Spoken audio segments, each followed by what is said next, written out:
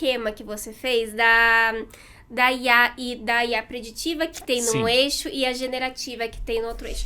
Vamos explicar aí para o nosso público como que ela funciona, né? Porque tem 4 estágios de como afetam os usuários e como isso, né, vai impactar os negócios, como os setores podem tirar proveito disso. Perfeito. Na verdade, assim, esse modelo matricial de áreas de oportunidade da IA nos negócios que desenvolvi com a minha equipe nasceu porque assim que a IA começou a se popularizar, existia uma grande dúvida, e até hoje existe, sobre por onde começo e o que ela consegue fazer de concreto no meu negócio.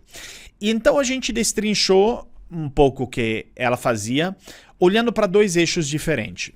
O grau de uso interno e externo. E o que significa? O uso interno é quando a IA impacta teus processos e operações internas. E o uso externo é quando ela impacta a jornada de relacionamento com o cliente e o que você oferece ao cliente.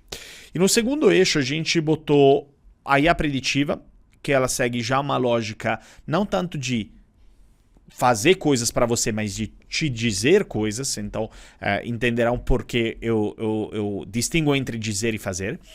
E por outro lado, a IA generativa, que ela já começa a fazer coisas pra gente. Cria texto, conteúdo, vídeos, imagens. E quando a gente coloca os 2 eixos numa matriz, nós temos 4 grandes áreas de oportunidade ali. A primeira, o quadrante embaixo à esquerda, onde é a IA preditiva para uso interno, é o que eu chamo Tell Me. As aplicações Diga-me da IA. Que é, como eu uso a IA preditiva com os dados que eu tenho, para ela analisar um pouco do que está acontecendo na minha empresa e fazer previsões sobre o futuro. Então, é toda a IA que é vinculada muito à geração de insights, que nos ajuda na tomada de decisões e assim por diante. Quando a gente migra para o quadrante esquerdo para cima, é onde a IA preditiva já nos não diz coisas só sobre nosso negócio, mas começa a dizer coisas para o nosso cliente. Chatbots, CRM inteligente, até landing pages personalizadas. Tudo isso é a interface da IA preditiva que personaliza a jornada de comunicação com o cliente. Então, é o que eu chamo de Tell My Customer. Não diz para mim, diz para o meu cliente. Quando a gente pivota para o lado direito desta matriz, a gente tem o quadrante embaixo, ele é o que eu chamo de, não é Tell Me, mas é Do For Me. Então, todo mundo das automações, augmentações e simulações feitas pela IA. Então, desde a geração de um texto, de um vídeo, mas também uma automação de processo, uma IA agêntica, que possa, de fato, automatizar algumas iniciativas dentro dos meus processos internos. E, por último, o quarto quadrante é o que eu chamo de Do For My Customer. E ali é a IA aplicada à geração de novos produtos e serviços. O que isso quer dizer, em outras palavras? É, por exemplo, uma indústria farmacêutica usando a inteligência artificial no laboratório para criar uma nova molécula, até, por exemplo, uma John Deere da vida, que faz equipamentos agrícolas, vender software para o cliente porque gera insights através dos sensores que estão espalhados em seus tratores, e aí vende software para o cliente. Isto é Do For My Customer. É a geração de um novo produto ou serviço para meu cliente através da IA generativa. E as oportunidades estão ao longo das 4, não é uma mais importante da outra. Mas também o que as empresas precisam de um modelo claro como este para poder entender por onde eu começo com meus pilotos, o que eu estou preparado para fazer, onde está o maior impacto, porque para cada empresa a resposta vai ser diferente.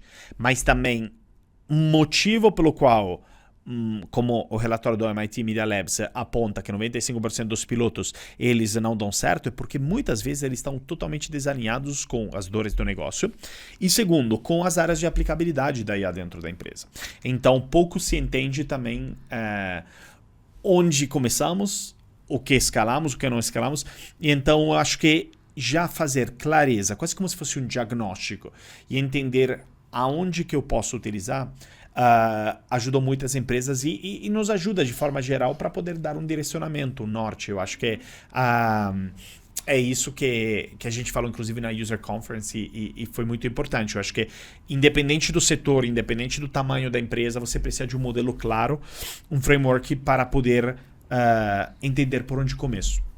Então, acho que a gente trouxe um pouco disso. E foi bem legal, porque ficou bem claro pro pessoal durante a sua palestra, né? Exatamente isso, porque a gente tem os dois. Eu tenho a preditiva e eu tenho a generativa. Sim. Como eu trabalho as duas? E com esse esquema que você mostra, você fala as possibilidades e exatamente onde vai. Uma é Sim. pra mim internamente, outra é Exato. pro meu cliente, é pra fora. Sim. Então, isso fica muito claro. E é Sim. isso. Não importa o tamanho da empresa, o foco, nada, dá pra usar. Dá Sim. pra fazer. E precisa, é importante estar acompanhando o que tá vindo mesmo de Sim. novidade. Tem muita empresa que tá indo pelo hype e daí pode Sim. vir a falha daí, né? Tipo, eu não sei qual que é a minha necessidade, vou colocar essa daqui. Vou colocar Sim, qualquer tem coisa muito pra disso. colocar. E não entende, né? Qual que poderia ter agregado mais ali, e por isso que não dá certo. Porque se tivesse, talvez, esse estudo, né, desse esquema, entenderia.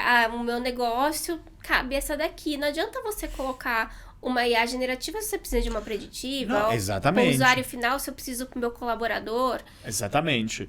Então, de novo, um pouco como o hype da transformação digital no começo, que era, vamos adotar as novas tecnologias e vamos ver no que dá.